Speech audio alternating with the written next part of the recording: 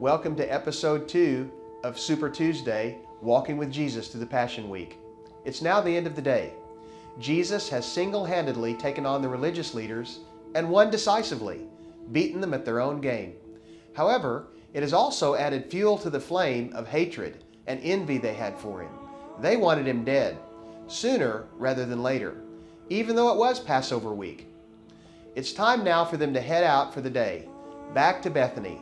And now the story shifts to a mind-boggling set of conversations that took place between Jesus and his 12 disciples. These conversations, by the way, are known as the Olivet Discourse, and they're found in Matthew chapters 24 and 25, Mark chapter 13, and Luke chapter 21, verses 5 to 36. It starts out innocently enough. Remember, these 12 men were clueless as to what was really going on, but Jesus is about to rock their world. Here's what happens. As they're leaving the temple complex, the giddy disciples, basking in the glow of the moment, remember in their minds Jesus is about to become King of Israel, and happy days are here again. They're admiring the beautiful temple complex that's glistening in the setting sun. Herod has been renovating it for several years, and it's never looked better. And in their minds, they're about to seal the deal. And so as they leave, Jesus calls attention to those buildings. I think he's watching them gawking at it. And he says to these guys, listen, one day there's not going to be a stone left of this temple. Actually, the disciples tell him, teacher, look at the massive stones. What impressive buildings. And Jesus brings them back to reality by saying, do you see all these things?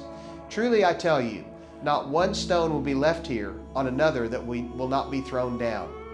Well, that takes the wind out of their sails. They walk on for a while, but as they get to the top of the Mount of Olives, they're stunned by what he said, and finally they get up the nerve to ask him, tell us, when will these things happen? And what will be the sign when all these things are accomplished? This begins the Olivet Discourse. Well, Jesus doesn't answer the when question. Later on in Acts 1:8, he would say, it's not for you to know the times or periods that the Father has set by his own authority. But he does spend a great deal of time on the second question.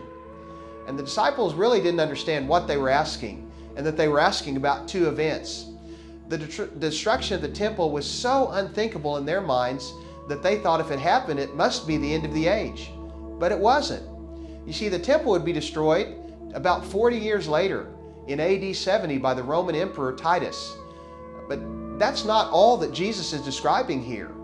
He's also describing the end of time, the end of the age. And it's the beginning of an event that I call the Great Tribulation. This describes a variety of worldwide events that take place leading up to and during this time.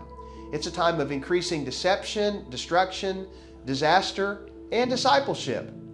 Jesus says, many will come in my name and deceive. Nation will rise against nation, and there will be famines and earthquakes in various places. All of these events are the beginning of labor pains. And he says, you'll be hated because of my name. Many will fall away and betray one another and hate one another. And because lawlessness will multiply, the love of many will grow cold. But the good news of the kingdom will be proclaimed in all the world as a testimony to all the nations.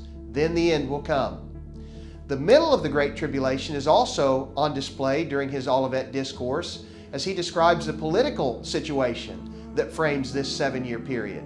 And we see the rise of an antichrist and political domination and a false peace treaty with Israel.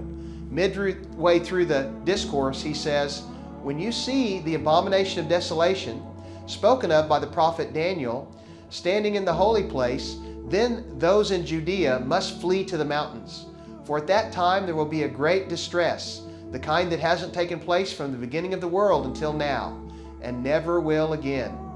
Then there's the end of the Great Tribulation, and the last part of this description, which highlights the wrath and judgment of God that will fall on the world, causing complete chaos. Now, more detail is given in of these judgments in Revelation. But in Mark 13:34, Jesus says, in those days, after the tribulation, the sun will be darkened, and the moon will not shed its light. The stars will be falling from the sky, and the powers in the heavens will be shaken. Then they will see the Son of Man coming in the clouds with great power and glory. At this point, Jesus begins to talk about the surprising nature of the event. While we can know the signs, no one will know the day or the hour of his return. And so he uses parables to illustrate this point with his listeners and with us.